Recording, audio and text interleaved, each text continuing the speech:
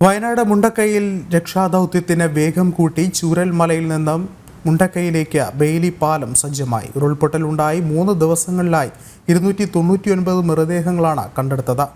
അതേസമയം ശക്തമായ മഴ പ്രദേശത്ത് തുടരുന്നതും തെരച്ചിലിന് വളരെയധികം പ്രതിസന്ധി സൃഷ്ടിക്കുകയാണ്. അതിനാൽ തന്നെയാണ് ഇന്നത്തെ തെരച്ചിലും താൽക്കാലികമായി അവസാനിപ്പിക്കേണ്ടി വന്നത്. നാളെ പുലർച്ചെയോടെ ദൗത്യം വീണ്ടും പുനരാരംഭിക്കും. കൂടുതൽ വിവരങ്ങളുമായി മിഥുൻ മുരളി ചേർന്നുണ്ട്. മിഥുൻ, ഒരുപക്ഷെ ഇന്നത്തെ ഈ ഒരു പ്രതികൂല കാലാവസ്ഥ ഇങ്ങനെ നിലനിൽക്കുമ്പോൾ വളരെ ഒരു ആശങ്ക തന്നെയാണ് ഉള്ളത്. ഒരുപക്ഷെ നാളെ രാവിലെയും ഏത് തരത്തിലാണ് ഈ ഒരു രക്ഷാദൗത്യം പുനരാരംഭിക്കുക എന്നുള്ളതും ഒരു ചോദ്യമാണെങ്കിൽ കൂടിയും ഒരുപക്ഷെ കൂടുതൽ ശാസ്ത്രീയമായ രീതികൾ കൂടി അവലംബിച്ചുകൊണ്ടുള്ളൊരു ദൗത്യം തന്നെയായിരിക്കില്ലേ നാളെ ഒരുപക്ഷെ പുനരാരംഭിക്കുക?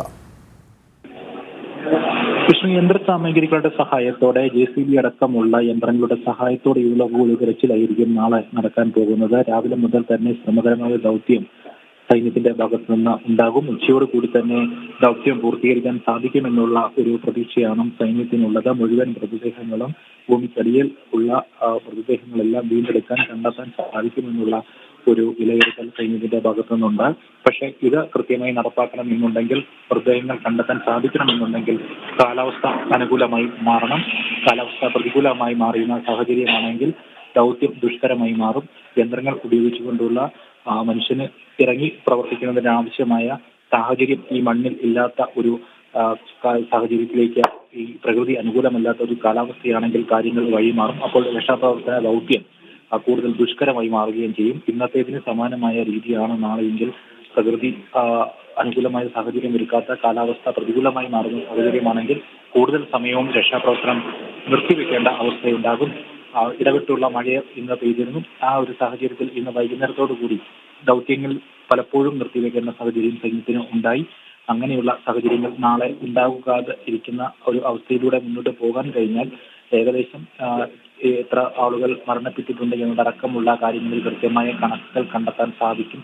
മൃതദേഹങ്ങൾ കൂടുതലായി മണ്ണിനടിയിൽ നിന്നും കണ്ടെത്താൻ സാധിക്കും എന്നുള്ള ഒരു പ്രതീക്ഷ തന്നെയാണ് സൈന്യത്തിന്റെ ഭാഗത്തു നിന്ന് ഉണ്ടാകുന്നത്. സൈന്യം ഇന്ന് തന്നെ മുഖ്യമന്ത്രിയുമായി വിവരങ്ങൾ പങ്കുവച്ചപ്പോൾ കൂടുതൽ ആളുകൾ മരണപ്പെട്ടിട്ടുണ്ട്. ഈ മുണ്ടക്കയും ഒപ്പം തന്നെ പുഞ്ചിരിമുക്ക് ഉൾപ്പെടെയുള്ള ഭാഗങ്ങളിൽ ആളുകൾ കുടുങ്ങിക്കിടക്കാനുള്ള സാധ്യത ഉണ്ട്. മൃതദേഹങ്ങൾ ആ ഭാഗത്ത് കുടുങ്ങിക്കിടപ്പുണ്ടാകാം എന്നുള്ള വിലയിരുത്തലാണ് സൈന്യത്തിന്റെ ഭാഗത്തുനിന്ന് ഉണ്ടായത്. ഈ പ്രദേശത്ത് ജീവിച്ചിരിക്കുന്ന ആളുകൾ ആരും ഉണ്ടാകാനുള്ള സാധ്യതയില്ല എന്നുള്ള വിലയിരുത്തലും സൈന്യത്തിന്റെ ഭാഗത്തു നിന്ന് ഉണ്ടായിരുന്നു. അത് അവലോകന യോഗത്തിന് ശേഷം മുഖ്യമന്ത്രി മാധ്യമങ്ങൾക്ക് മുൻപിൽ അവതരിപ്പിക്കുകയും ചെയ്തിരുന്നു. ഇനി മൃതദേഹങ്ങൾ വീണ്ടെടുക്കണം, കണ്ടെടുക്കുന്നതിനുള്ള ദൗത്യമാണ് നാളെ ആരംഭിക്കുന്നത്. കൃത്യമായി പ്രകൃതി അനുകൂലമായ കാലാവസ്ഥ ഒരുക്കിയാൽ യന്ത്ര സാമഗ്രികൾ ഉപയോഗിച്ചുകൊണ്ട് കൃത്യമായ വേഗതയിൽ തന്നെ ഈ പ്രദേശത്ത് രക്ഷാപ്രവർത്തന ദൗത്യം പുരോഗമിപ്പിക്കാൻ സൈന്യത്തിന് സാധിക്കും. സൈന്യത്തിന് പൂർണ്ണ പിന്തുണയുമായി പോലീസ്, അഗ്നിരക്ഷാസേന, മറ്റ് സന്നദ്ധ പ്രവർത്തകർ, രക്ഷാപ്രവർത്തകർ അടക്കമുള്ള ആളുകളുമുണ്ട്. എല്ലാവരുടെയും സഹകരണത്തോടുകൂടി സൈന്യത്തിന്റെ നേതൃത്വത്തിൽ കൃത്യമായ ഒരു ദൗത്യമായിരിക്കും നാളെ പൂർത്തീകരിക്കാൻ സാധിക്കുക. അതിനുള്ള എല്ലാ സജ്ജീകരണങ്ങളും ഇപ്പോൾ ഒരുക്കമായി കഴിഞ്ഞു. ബേലി പാലത്തിന്റെ നിർമ്മാണം പൂർത്തിയാക്കി. വലിയ ഭാരമുള്ള വാഹനമടക്കം ആ പാലത്തിലൂടെ ഓടിച്ചുകൊണ്ട് പാലം പ്രവർത്തന സജ്ജമാണെന്ന് സൈന്യം തെളിയിച്ചു. സൈന്യത്തിന് ആദരവ് നൽകിക്കൊണ്ട് രക്ഷാപ്രവർത്തനത്തിൽ മുന്നിട്ടിറങ്ങിയ നാട്ടുകാർ കയ്യടിയോടെയാണ് സൈന്യത്തിന് ആദരവ് അർപ്പിച്ചത്, ബഹുമാനം അർപ്പിച്ചത്. ആ കാഴ്ചയെല്ലാം നമ്മൾ ഇന്ന് കണ്ടതുമാണ്. അപ്പോൾ എല്ലാ സജ്ജീകരണങ്ങളും പൂർത്തിയായി. യന്ത്ര സാമഗ്രികൾ ഇവിടേക്ക് എത്തിച്ചിട്ടുണ്ട്. JCB അടക്കമുള്ള സാമഗ്രികൾ, യന്ത്രങ്ങൾ ഉൾപ്പെടെ ഇവിടേക്ക് എത്തിച്ചു കഴിഞ്ഞു. ഇനി വളരെ ദ്രുതഗതിയിലുള്ള ഒരു ദൗത്യമാണ് പൂർത്തീകരിക്കേണ്ടത്. ആ ദൗത്യം പൂർത്തീകരിക്കണം എന്നുണ്ടെങ്കിൽ ഞാൻ നേരത്തെ സൂചിപ്പിച്ചതുപോലെ തന്നെ പ്രകൃതി അനുകൂലമായ കാലാവസ്ഥ ഒരുക്കണം. മഴ പെയ്താൽ അവിടെ ദുഷ്കരമായ കാര്യമായി മാറും രക്ഷാദൗത്യവുമെല്ലാം. ആളുകൾക്ക് നിന്ന് ജോലി ചെയ്യാൻ പോലും വയ്യാത്ത, ചെളി പൂണ്ട് കിടക്കുന്ന, കാല് താഴ്ന്ന് ഇറങ്ങിപ്പോകുന്ന, വെറുതെ ഒന്ന് ചവിട്ടിയാൽ പോലും നിലം പതിച്ചു പോകുന്ന സാഹചര്യമാണ് ആ പ്രദേശത്ത് ആകെ ഉള്ളത്. ആ ഒരു സാഹചര്യത്തിൽ മഴ കൂടി പെയ്താൽ പ്രവർത്തനങ്ങൾ കൂടുതൽ ദുഷ്കരമായി മാറുകയും ചെയ്യും. എന്തായാലും ഇനി പ്രകൃതി വെല്ലുവിളി സൃഷ്ടിക്കുന്നില്ലെങ്കിൽ നാളെ ദൗത്യം പൂർത്തീകരിക്കാൻ സാധിക്കും. അതിന്റെ അന്തിമ ഘട്ടത്തിലേക്ക് സൈന്യത്തിന് എത്താൻ സാധിക്കും. കൂടുതൽ മൃതദേഹങ്ങൾ നാളെ കണ്ടെത്താൻ സാധിക്കും എന്നുള്ള ഒരു വിലയിരുത്തൽ. എന്തായാലും ആളുകൾ കൂടുതൽ മരിച്ചിട്ടുണ്ട് എന്നുള്ള വിലയിരുത്തൽ ഇതിനോടകം തന്നെ സൈന്യത്തിന്റെ ഭാഗത്തുനിന്ന് മുഖ്യമന്ത്രിക്ക് അറിയിപ്പ് ഉണ്ടാവുകയുണ്ടായി. മുഖ്യമന്ത്രി അറിയിക്കുകയും ചെയ്തു. ജീവനോടെ ആരും ആ പ്രദേശത്ത് ഇല്ല, അവശേഷിക്കുന്നില്ല എന്നുള്ള ഒരു വസ്തുതയും ദുരിതാശ്വാസ ക്യാമ്പുകൾ കേന്ദ്രീകരിച്ചുകൊണ്ടുള്ള പ്രവർത്തനങ്ങളും ഒരു വഴിക്ക് പുരോഗമിക്കുന്നുണ്ട്. ദുരിതാശ്വാസ ക്യാമ്പുകളിലേക്ക് സന്നദ്ധ പ്രവർത്തകരുടെ ആശ്വാസകരങ്ങൾ പ്രതീക്ഷ നൽകിക്കൊണ്ട് സഹായം നൽകിക്കൊണ്ട് എത്തുകയും ചെയ്യുന്നുണ്ട്. ഒപ്പം ആളുകളെ പുനരധിവസിപ്പിക്കുന്ന കാര്യങ്ങളടക്കം ഒരു ആശങ്ക ഉണർത്തുന്ന ചോദ്യചിഹ്നം ഉയർത്തിക്കൊണ്ട് നിൽക്കുകയും ചെയ്യുന്നു. അത്തരത്തിലുള്ള കാര്യങ്ങൾ ഒരു വശത്ത്, മറുവശത്ത് രക്ഷാദൗത്യം പുരോഗമിപ്പിക്കുന്നതുമായി ബന്ധപ്പെട്ട കാര്യങ്ങൾ തന്നെയാണ്. അതിനാണ് ഈ ഒരു സമയത്ത് പ്രധാന പരിഗണന ഉള്ളത്. അതിനുശേഷം മാത്രമായിരിക്കും രണ്ടാം ഘട്ടത്തിലായിരിക്കും ആളുകളുടെ പുനരധിവാസം അടക്കമുള്ള കാര്യങ്ങളിലേക്ക് കടക്കുക. എന്തായാലും നാളെ രാവിലെ മുതൽ തന്നെ സൈന്യം അതിതീവ്രമായിട്ടുള്ള രക്ഷാദൗത്യം ആരംഭിക്കും. വളരെ വേഗത്തിൽ ദ്രുതഗതിയിലുള്ള ദൗത്യം തന്നെയായിരിക്കും സൈന്യം പൂർത്തീകരിക്കാൻ ശ്രമിക്കുക.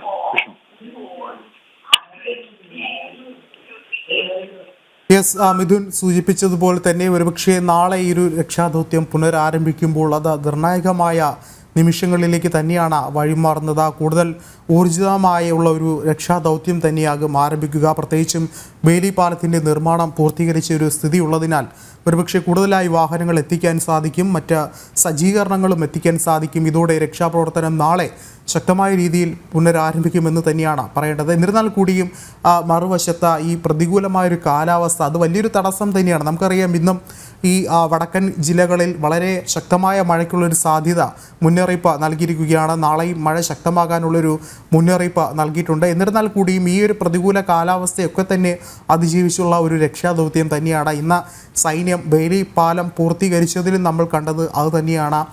ഒരുപക്ഷെ മിഥുൻ, ഇത്തരത്തിൽ നാളെയും ഈ ഒരു മഴ വെല്ലുവിളിയാകുമോ എന്നുള്ളൊരു ചോദ്യം ഉണ്ട്.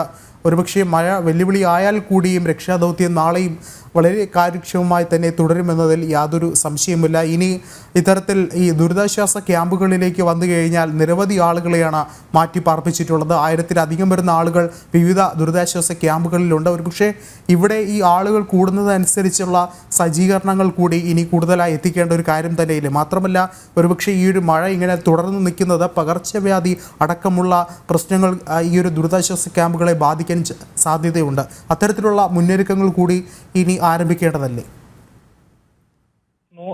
ഇനിയുള്ള ഘട്ടങ്ങളിൽ പ്രധാനമായും നമുക്ക് ചൂണ്ടിക്കാണിക്കാനുള്ള വസ്തുതകൾ ഒന്നാമതായി രക്ഷാപ്രവർത്തന ദൗത്യമാണ്. കൂടുതൽ മൃതദേഹങ്ങൾ കണ്ടെത്തേണ്ട ദൗത്യം. രണ്ടാമതായി ആളുകളുടെ പുനരധിവാസം. മൂന്നാമതായി ദുരിതാശ്വാസ ക്യാമ്പുകൾ കേന്ദ്രീകരിച്ചുകൊണ്ടുള്ള പ്രവർത്തനം. നാലാമതായി സന്നദ്ധ സംഘടനകളുടെ ഇടപെടലുകൾ. ഇത്തരം കാര്യങ്ങളെ പറ്റിയാണ് വിശദമായി തന്നെ ചർച്ച ചെയ്യാനുള്ളത്. അതിൽ ഏറ്റവും പ്രധാനപ്പെട്ട കാര്യം രക്ഷാപ്രവർത്തന ദൗത്യം നമ്മൾ നേരത്തെ സൂചിപ്പിച്ചു. മഴ തടസ്സം സൃഷ്ടിച്ചില്ലെങ്കിൽ നാളെ ഉച്ചയോടുകൂടി തന്നെ കൂടുതൽ മൃതദേഹങ്ങൾ കണ്ടെത്തും. രക്ഷാപ്രവർത്തന ദൗത്യം അതിന്റെ അവസാന ഘട്ടത്തിലേക്ക് ഒരുപക്ഷെ എത്തുകയും ചെയ്യും. കൂടുതൽ ആളുകൾ ഏതൊക്കെ ഭാഗത്താണ് കുടുങ്ങിക്കിടക്കുന്നതെന്ന് സൈന്യത്തിനെ കൃത്യമായി കണ്ടെത്താൻ സാധിക്കും നാളെ എന്ന് തന്നെയാണ് പ്രതീക്ഷിക്കുന്നത്. അതോടൊപ്പം പുഴയിൽ ഒഴുകിപ്പോയ മൃതശരീരങ്ങൾ ഉണ്ടെങ്കിൽ അത് കണ്ടെത്തേണ്ടതുണ്ട്. ഇന്നും ചാലിയാർ പുഴയിൽ നിന്നും മൃതദേഹങ്ങൾ കണ്ടെത്തുക ഉണ്ടായി. ഒപ്പം പല ഭാഗങ്ങളിലും ഛിന്നഭിന്നമായ രീതിയിൽ അത്രയും മനസ്സ് മരവിപ്പിക്കുന്ന തരത്തിലുള്ള മൃതശരീരങ്ങളാണ് പലപ്പോഴും കണ്ടെത്തിയിരിക്കുന്നത്. കൈയും കാലും തലയുമെല്ലാം അറ്റുപോയ, ആരാണ് ഏതാണെന്ന് തിരിച്ചറിയാൻ വകയില്ലാത്ത രീതിയിലുള്ള മൃതദേഹങ്ങൾ കണ്ടെത്തുകയുണ്ടായി. ആ മൃതദേഹങ്ങളൊക്കെ DNA പരിശോധന നടത്തിയാൽ മാത്രമേയുള്ളൂ ആരുടേതാണ് എന്ന് തിരിച്ചറിയാൻ സാധിക്കുകയുള്ളൂ. അങ്ങനെയുള്ള നടപടികൾ പൂർത്തീകരിക്കേണ്ടതുണ്ട്. ഒപ്പം തന്നെ പോസ്റ്റ്മോർട്ടം നടപടികൾ പൂർത്തിയാക്കി സംസ്കാര ചടങ്ങുകൾ നടത്തേണ്ടതുണ്ട്. അത്തരം കാര്യങ്ങൾ ഒരു വശത്ത് പുരോഗമിക്കുന്നുണ്ട്. ഒപ്പം തന്നെ ഞാൻ നേരത്തെ സൂചിപ്പിച്ചതുപോലെ ഈ ദുരിതാശ്വാസ ക്യാമ്പുകൾ കേന്ദ്രീകരിച്ചുകൊണ്ടുള്ള പ്രവർത്തനം. ദുരിതാശ്വാസ ക്യാമ്പുകളിൽ ആളുകൾ തിങ്ങി പാർക്കുന്ന ഒരു സാഹചര്യം തന്നെയാണ്. ഏകദേശം 85 മുകളിൽ ദുരിതാശ്വാസ ക്യാമ്പുകളുണ്ട്. ഈ ഏകദേശം കണക്ക് പറയാൻ കാരണം ഇന്ന് വൈകുന്നേരം പ്രധാനപ്പെട്ട ദുരിതാശ്വാസ ക്യാമ്പുകളിൽ പലതും വിഘടിപ്പിച്ചുകൊണ്ട് ആളുകൾ കൂടുതലായതുകൊണ്ട് പരിധിയിൽ കൂടുതൽ ആളുകൾ തിങ്ങി പാർക്കുന്നത് കൊണ്ട് പുതിയ ദുരിതാശ്വാസ ക്യാമ്പുകൾ പ്രവർത്തനം ആരംഭിക്കുകയും ചെയ്തിട്ടുണ്ട്. വൈകുന്നേരത്തോടുകൂടി അത്തരം കാര്യങ്ങളിൽ ദുരിതാശ്വാസ ക്യാമ്പുകളിൽ ആളുകൾ തിങ്ങിക്കൂടി പാർക്കുന്ന സാഹചര്യം ഒഴിവാക്കി ഒരുപക്ഷെ ഇനിയും ദുരിതാശ്വാസ ക്യാമ്പുകളുടെ എണ്ണം വർദ്ധിപ്പിക്കാനുള്ള ഒരു സാഹചര്യം ചിലപ്പോൾ ഉണ്ടായേക്കാം. അങ്ങനെയാണെങ്കിൽ മാത്രമേ ഉള്ളൂ നമ്മൾ നേരത്തെ പറഞ്ഞതുപോലെ പകർച്ചപ്പനിയടക്കം പടർന്നു പിടിക്കുന്ന ഒരു സാഹചര്യമുണ്ട്. ആളുകൾക്ക് കൃത്യമായി അനുകൂലമായ സാഹചര്യത്തിൽ ജീവിക്കേണ്ട ഒരു സൗകര്യം ഒരുക്കി നൽകേണ്ടതുണ്ട്. അതിന് പരമാവധി ആളുകളെ കുറച്ച് താമസിപ്പിച്ചുകൊണ്ട് ഉള്ള ഒരു ദുരിതാശ്വാസ ക്യാമ്പുകളുടെ പ്രവർത്തനമാണ് വേണ്ടിവരിക. എന്തായാലും ദുരിതാശ്വാസ ക്യാമ്പുകളുടെ പ്രവർത്തനം കുറച്ചധികം നാൾ നീണ്ടുപോകാനുള്ള സാധ്യതയുണ്ട്. മുഖ്യമന്ത്രിയോട് ഇന്ന് അതിനെപ്പറ്റി സംസാരിച്ചപ്പോൾ ഒരുപക്ഷെ ഇനിയും കുറച്ചു നാളുകൾ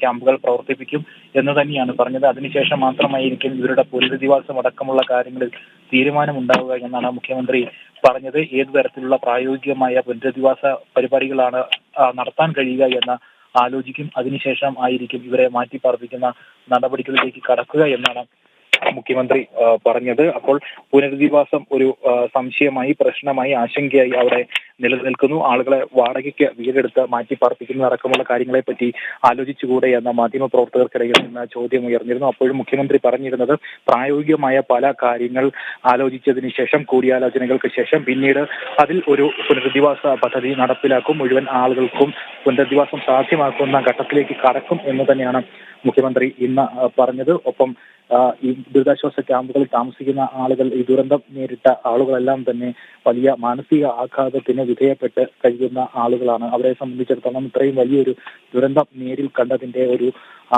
പകർച്ച അല്ലെങ്കിൽ ഒരു ഭയാനകമായ ഒരു സാഹചര്യത്തിലൂടെ കടന്നുപോയതിന്റെ ഒരു ബുദ്ധിമുട്ടൊക്കെ അവർ നേരിടുന്നവരാണ്. അത്തരം ആളുകൾക്ക് കൃത്യമായി മാനസികമായിട്ടുള്ള കൗൺസിലിംഗ് ഒക്കെ നൽകി അവരെ തിരികെ കൊണ്ടുവരുന്നതിനുള്ള ശ്രമങ്ങളും കാര്യമായി തന്നെ ഉണ്ടാകേണ്ടതുണ്ട്. എങ്കിൽ മാത്രമേ ഉള്ളൂ കൃത്യമായി ഇത്തരം നടപടികളിലൂടെ ഇവരുടെ മാനസികാരോഗ്യമടക്കം വീണ്ടെടുക്കാൻ സാധിക്കുകയുള്ളൂ. അത്തരം കാര്യങ്ങൾക്കും മുന്നിട്ടിറങ്ങേണ്ടത് അത്യാവശ്യ കാര്യമായി നിലനിൽക്കുന്നു. ഒപ്പം പകർച്ചപ്പനി അടക്കമുള്ള കാര്യങ്ങൾ നിയന്ത്രിക്കുന്നതിന് പടർന്നു പിടിക്കുന്നത് നിയന്ത്രിച്ചുകൊണ്ട് ഒരു ദുരന്തം മറ്റൊരു മഹാദുരന്തത്തിന് വഴിവെക്കുന്ന സാഹചര്യം ഒഴിവാക്കേണ്ടതും അത്യാവശ്യ കാര്യമായി തന്നെ നിലനിൽക്കുന്നു. സന്നദ്ധ പ്രവർത്തകരുടെ നേതൃത്വത്തിൽ ഇപ്പോൾ തന്നെ ഈ ക്യാമ്പുകൾ കേന്ദ്രീകരിച്ചുകൊണ്ട് ശുചീകരണ പ്രവർത്തനങ്ങളും മറ്റും നടക്കുന്നുണ്ട്. ആരോഗ്യ വകുപ്പിന്റെ ഭാഗത്തു നിന്നും കൃത്യമായി തന്നെ ഈ ക്യാമ്പുകളെല്ലാം ശുചീകരിച്ച് പകർച്ചപ്പനി അടക്കമുള്ള പല വ്യാധികൾ പടർന്നു പിടിക്കുന്നതിനുള്ള സാഹചര്യം ഒഴിവാക്കണം എന്നുള്ള ഒരു നിർദ്ദേശം കൃത്യമായി തന്നെ ഉണ്ടായിട്ടുണ്ട്. അപ്പോൾ അതിന് അനുബന്ധിച്ചിട്ടുള്ള ചില കാര്യങ്ങളും ഈ സന്നദ്ധ സേവകരുടെ ഭാഗത്തു നിന്ന് ഉണ്ടാകുന്നുണ്ട് എന്നതും എടുത്തു പറയേണ്ട കാര്യമായി ഉണ്ട്. ഒപ്പം നമുക്ക് പറയാനുള്ള പ്രധാനപ്പെട്ട കാര്യം, ഈ എത്ര ആളുകൾ മരണപ്പെട്ടു അതിന്റെ ഔദ്യോഗിക വിവരങ്ങൾ, കണക്കുകൾ എല്ലാം ലഭ്യമാകേണ്ടതുണ്ട്. അത് വരും ദിവസങ്ങളിൽ അല്ലെങ്കിൽ നാളെ കൃത്യമായി ഈ രക്ഷാ ദൗത്യം പൂർത്തീകരിച്ച് മൃതദേഹങ്ങൾ കണ്ടെടുക്കുന്ന മുറയ്ക്ക് മാത്രമേ എത്ര ആളുകൾ കൃത്യമായി ഈ ഒരു അപകടത്തിന് ഇരയായി എത്ര പേർ മരണപ്പെട്ടു എന്നുള്ളത് സംബന്ധിച്ച് ഒരു ആശയക്കുഴപ്പമില്ലാത്ത ഒരു വ്യക്തമായ ചിത്രം ലഭിക്കുകയുള്ളൂ. അപ്പോൾ കൃത്യമായി തന്നെ സൈന്യത്തിന് ഈ ദൗത്യം പൂർത്തീകരിക്കുന്ന സാഹചര്യത്തിലേക്ക് കടക്കാൻ ഉതകുന്ന പ്രകൃതി അനുകൂലമാവുന്ന സാഹചര്യങ്ങൾ ഉണ്ടാകേണ്ടതുണ്ട്. അതിന് അനുകൂലമായ ഒരു സാഹചര്യം ഉണ്ടായാൽ തീർച്ചയായും നാളെയോടുകൂടി ഈ ഒരു ദൗത്യത്തിന് പൂർത്തീകരണം ഉണ്ടാകും എന്ന് തന്നെയാണ് പ്രതീക്ഷിക്കുന്നത്. യെസ് മിഥുൻ, അത് തന്നെയാണ് എല്ലാവരും പ്രതീക്ഷയോടെ കാത്തിരിക്കുന്നത്. അത് തന്നെയാണ് രക്ഷാദൗത്യം പുരോഗമിക്കുക എന്നുള്ളൊരു കാര്യം. ഒരുപക്ഷെ ഇനിയും എത്രത്തോളം ജീവന്റെ തുടുപ്പുകൾ ഈ ഒരു പ്രദേശത്ത് കുടുങ്ങിക്കിടക്കുന്നു എന്ന് പറയാൻ സാധിക്കില്ല. എന്നിരുന്നാൽ കൂടിയും പരമാവധി ഈ ഒരു രക്ഷാദൗത്യത്തെ മുന്നോട്ട് കൊണ്ടുപോകാനുള്ള ശ്രമങ്ങൾ തന്നെയാണ് നടക്കുന്നത്. മിഥുൻ മുരളിയാണ് വിശദമായ റിപ്പോർട്ടുകൾ പങ്കുവച്ചത്.